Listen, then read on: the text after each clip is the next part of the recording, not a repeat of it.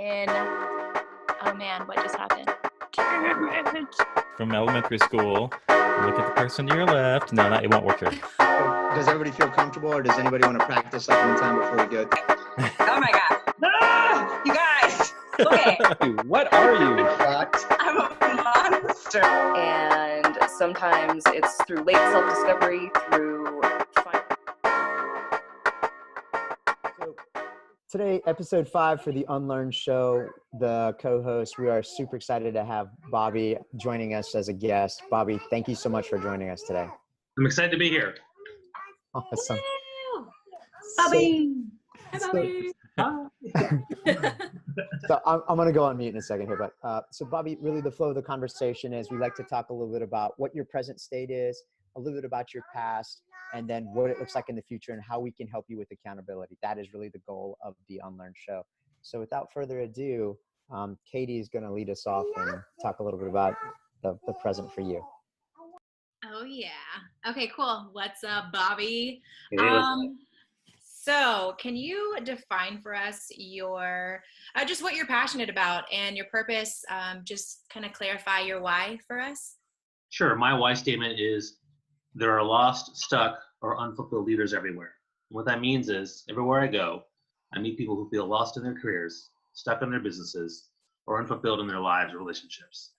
And so everything I do for my content, my speaking, my coaching, my events is designed to help those people discover their greatness, find clarity and align their values, find more meaning, and create that impact and story and legacy of their lives. And I apply that not just to business, but I apply that as a parent. I apply that as a friend. I apply that to any situation I'm in. So whether I'm talking to my parents, I'm also applying the fact that maybe they feel stuck in some area. So that's kind of my why and my purpose in terms of what I do. And I'm very grateful that it aligns with every single thing as opposed to having 3 different personas or 3 different things. That it all fits into one thing, whatever I'm doing. That's awesome. That's awesome. Is there, I did want to ask this too, is there something that you're kind of doing today that you're trying to unlearn? Doing today that I'm trying to unlearn? I don't know. I mean, maybe I'm always trying to figure out the best organizational aspect to planning my life. So for example, I have this piece of paper with like a list of things to do. And then I get frustrated that I didn't do hardly any of those things. Or I do the small things for the big things. And then I also have my journal and I have my, my phone and all these different things. And I sometimes wonder that maybe the way I'm doing it, or because I find there's so much on my plate, I get really overwhelmed that if there's a way for me to unlearn my organizational processes that have been embedded and evolved over 20, 30, 40 years, maybe I can find a better way of doing those things. So I think that's probably something currently I'd love to do. And the second thing would be really around the food thing. I mean, I've certainly struggled with food and eating, and even coming home, I was thinking about, okay, I'm gonna go get some really bad food, or maybe I eat well. Like, how do I unlearn all that stuff in my head about my body and the food and fueling and all that kind of stuff? It's one of the biggest challenges of my life. That's interesting, I think, too, because I think both of those can tie together, actually, because Sure. the way you organize yourself, right, is, like you said, goes to every spot of your life if you let it. So I guess my question would be, what do you think outside of the training that clearly you've been doing to your brain for the years, what do you think gets in the way of you shifting and doing that?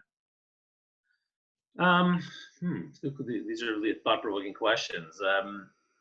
I mean, getting away from our entire history is one of the hardest things in the world. I mean, shifting culture is one of the hardest things to do. Now imagine subculture. Now imagine a micro solo culture within here and trying to shift that. I mean, it would be very, very difficult because you're dealing with millions of emotions, millions of memories, society, parental training, everything that has been hitting me. And then also the learning I've been doing in the last 5, 10, 20 years. So like, how do you shift that culture of one to a new culture? I think it's difficult because let's go back to the food thing. I know, having gone through a lot of reflection, that the reason I binge or I'm a food addict is because I equate food with love because I relate to my mom, and then my mom's great cooking. The other thing I do with food is I'm also a bit of a rebel. And so I'm defying the world by saying, you know what, I don't care what you think. I don't care that I have diabetes. I'm just going to eat because I want to eat what I want.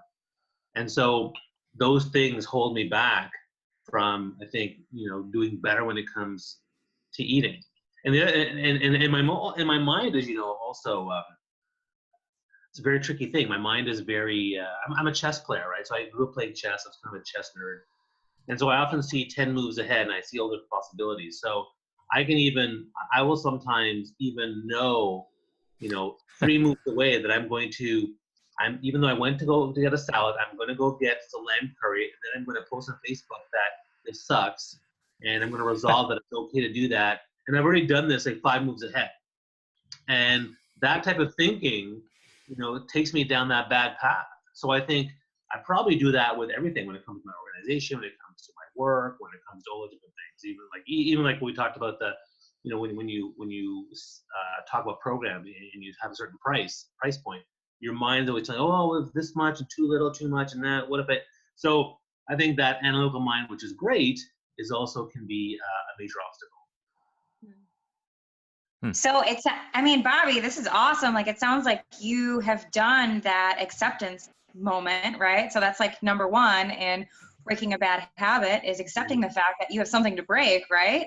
And you also do this constant reflection every day. It sounds like, especially with the eating thing and the food thing, you are always keeping that in the back of your head, whether it's, seeing yourself 10 steps ahead or, and using that to your benefit.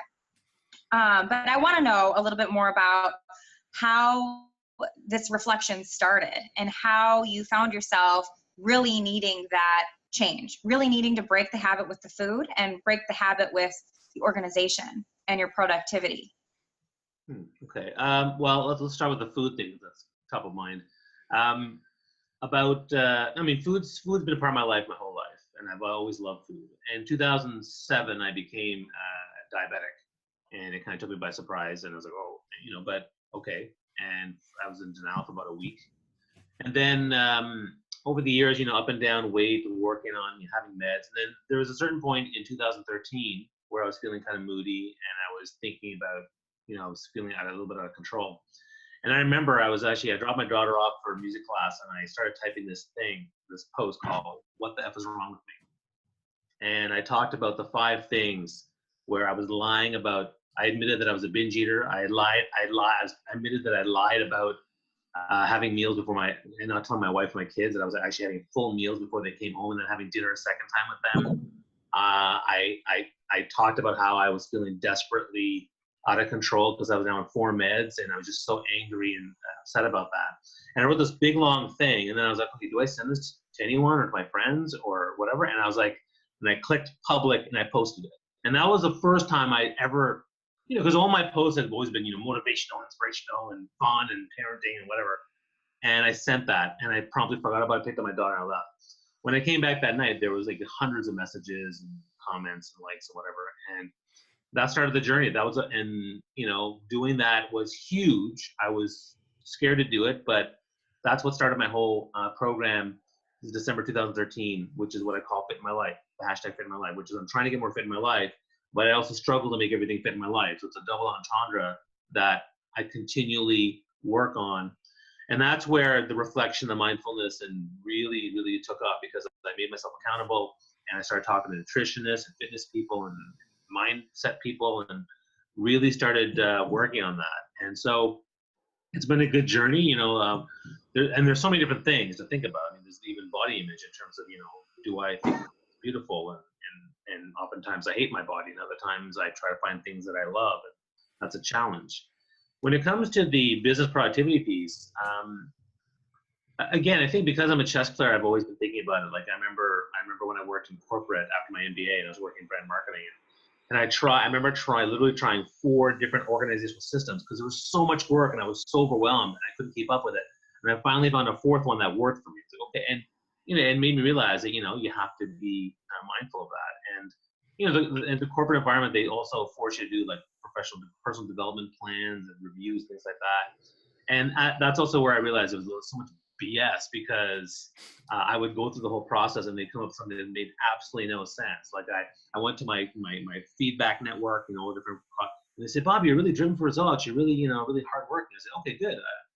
And drive for results was one of the things that the company loved, right? And so I went to my manager and they said, Bobby, your weakness is drive for results. I'm like, what are you talking about?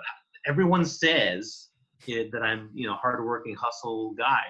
They said, no, that's one of your weaknesses, because they kind of wanted to hold me back. And I'm like, okay. And then they said, your weakness is drive for results, but your strength is perseverance. I'm like, I don't understand this. I don't understand how that works.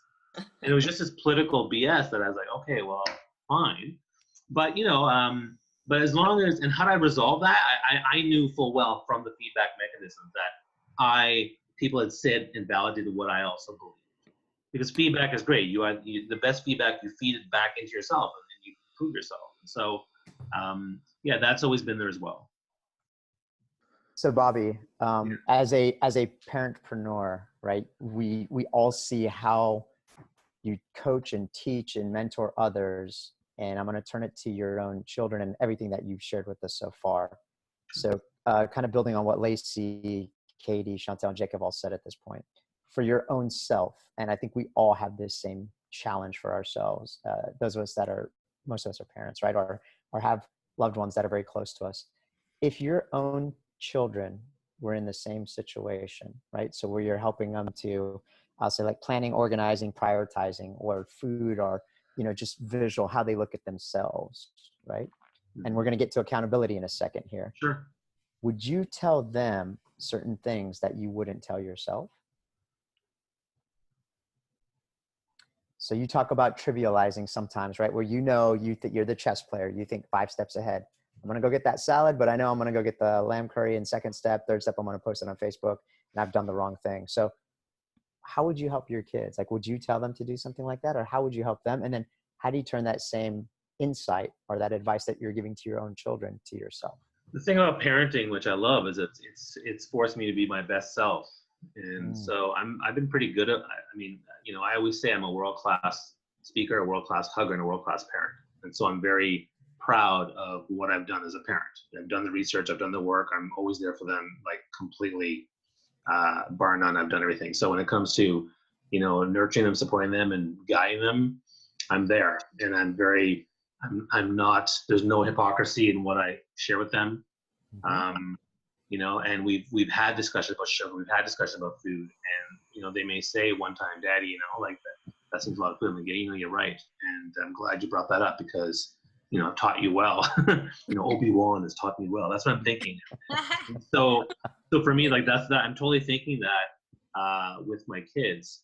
You know, I'll tell you one quick story, which was, you know, struggling with my body image and things like that. But when my son was 2.5, 3 years old, I think we went to a beach, and you know, we were going swimming, and then, you know, he asked me, he said, Daddy, aren't you gonna take off your shirt?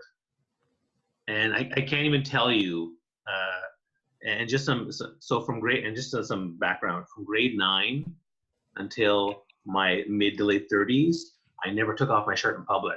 So about 25, 30 years, because I was too ashamed of my body. Anyway, my son asked me that right there at the beach, and 5 seconds, which seemed like forever, I said, of course I'm gonna take my shirt off. And I took my shirt off, went into the water. I felt awful for like a minute, but then I got in the water with them, we're having fun, and then I realized, you know what, it's not that big a deal. And that was a huge moment, because it became way easier to do that after that.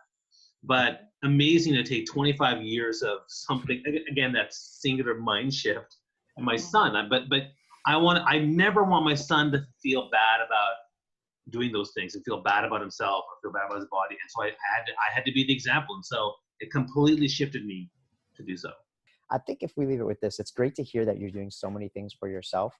And we're absolutely not here to reinvent the wheel or do something that's completely out of the ordinary. Sometimes it's just taking it back to basics. And if we make an impact and move that needle just a little bit in any direction for you, we're absolutely happy to help you become a little bit more accountable and unlearn in 2018.